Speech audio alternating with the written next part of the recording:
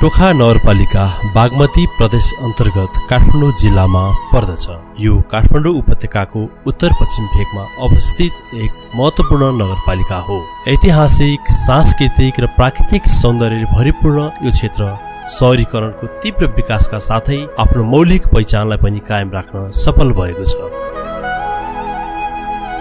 प्रशासनिक विभाजन अनुसार टोखा नगरपालिकामा कुल 11 वटा वडा रहेका छन्। ती वडा मध्ये वडा नम्बर 9 टोखा नगरपालिकाको एक महत्त्वपूर्ण भाग हो। टोखाको वडा नम्बर 9 अन्य वडा भन्दा भिन्न रहेको छ। यहाँ पुराना घरहरू, मठ मन्दिरहरू र चाडपर्वहरू लगायतलाई वडावासीले स्थानीय संस्कृतिको संरक्षण गरिराखेका छन्।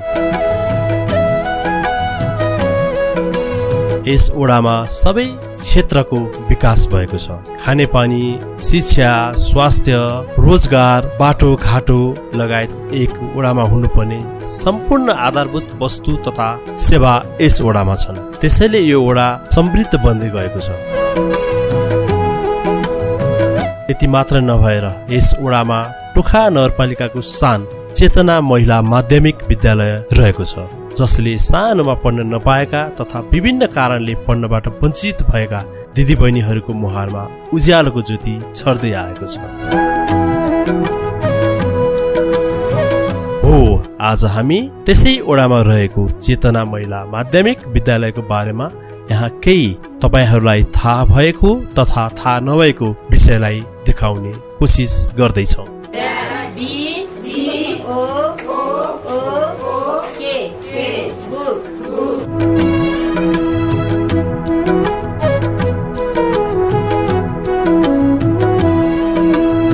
अब सुरु गरौँ टोखा नगरपालिका वडा नम्बर 9 मा रहेको चेतना महिला विद्यालयको बारेमा। चेतनाको दियो हजारौं नारीको भविष्य उज्यालो। हरेक बिहानी एउटा नयाँ आशा लिएर उदाउँछ।